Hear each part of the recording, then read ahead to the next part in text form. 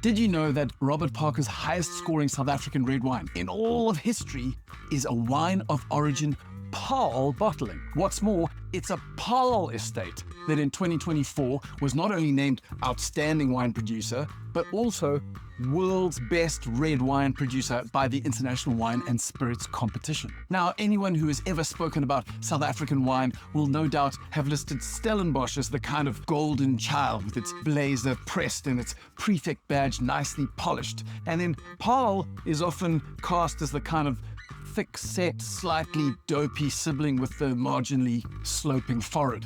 You know, wines are reputed to be big on yield, big on tannin, certainly not big on nuance. But the fact that Villafonte, which is the aforementioned Paarl producer, could get 99 points from a critic establishment that does not give points to South African wines very often, and also win two of the world's most prestigious international wine awards in one calendar year means that Paarl is making great strides in shifting its previous persona. Perhaps the most exciting part about it is that it's not just Villafonte that is achieving this. There's this broad, really compelling category of premium Paarl wines emerging. A few examples would include producers like Ridgeback, which is a co-op who absolutely cleaned up at the global Chenin Blanc Masters in 2025 with 5 gold medals. Then you have Fairview, also an estate in Paarl, which is of course founded by Charles Back and has pioneered all sorts of incredible initiatives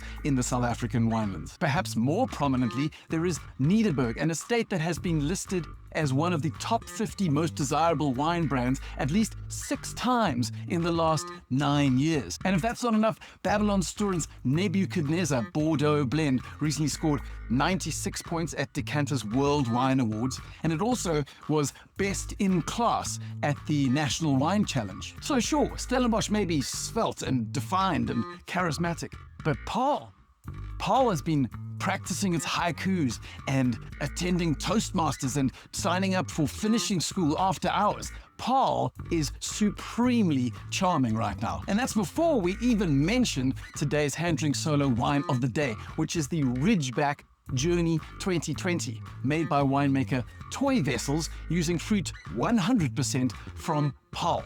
And Ridgeback, it's worth noting, is probably one of the most awarded wine estates in the entire region. As a little side note, Toy has since left Ridgeback and has now moved to Stellenbosch, where he is the cellar master Dornier.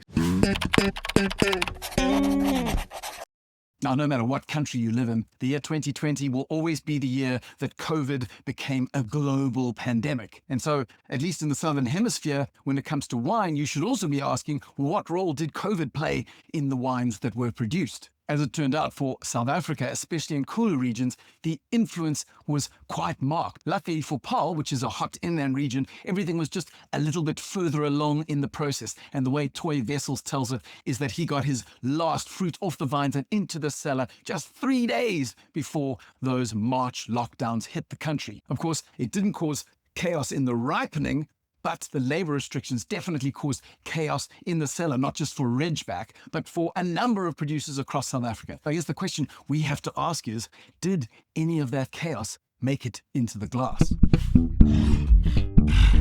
When we give this guy a sniff, well, first off, I got to tell you, it smells expensive. There's this heady, rich, ripe mix of black plum and black currant, and then there's hints of oak, sweet baking spice, tobacco leaf. There's even cedar and licorice and that beautiful heady roasted bell pepper note that Cabernet Franc loves to whisper in the mix. So there's an enormous amount going on. But what's even more impressive is what you don't smell, because you don't smell raw greenery or herbal twangs. And this is because, as far as winemaker Toy Vessels is concerned, while he's happy to throw in a few stems for some of his Rhone wines, when it comes to his Bordeaux cultivars, he keeps all those stems way away from the fermentation vat. And that's because he always found in Paarl specifically, when it comes time for harvest, the seeds can be ripe and give a beautiful kind of almondy element to it. The stems never fully lignified or turned brown. And so anytime those go into the fermentation vat, what follows is a kind of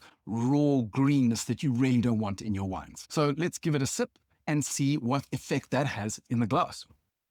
Well, there is some of that ripe fruit, some of that black currant we smelt on the nose is joined by a kind of maraschino cherry that really glides across the palate. And again, maybe talking about stems earlier, the lack of stems means that instead of having a raw, scratchy green tannin element, you've instead got a fairly silky, satiny tannic structure, which actually forms beautiful guardrails for that riper black currant fruit and maraschino cherry. There's also a sense of weight to the wine. It's a really rather concentrated wine without necessarily being flabby or overbearing. It's weighty, but defined, athletic even. I think what it shows us first and foremost is that Paarl has gone beyond having to mimic the style of other regions and is actually happy to start expressing exactly what Paarl terroir should express, which is a wealth and richness of fruit, but also some really rather refined tannic structure, which makes for a big wine that is impressive rather than overbearing. So while you pour yourself a second glass, I'm going to leave links to 2 videos, both of which will explore some fascinating bottles that are being produced as part of this wave of premium Paarl wines that really are very much worth exploring. Until next time, stay curious and always drink niche.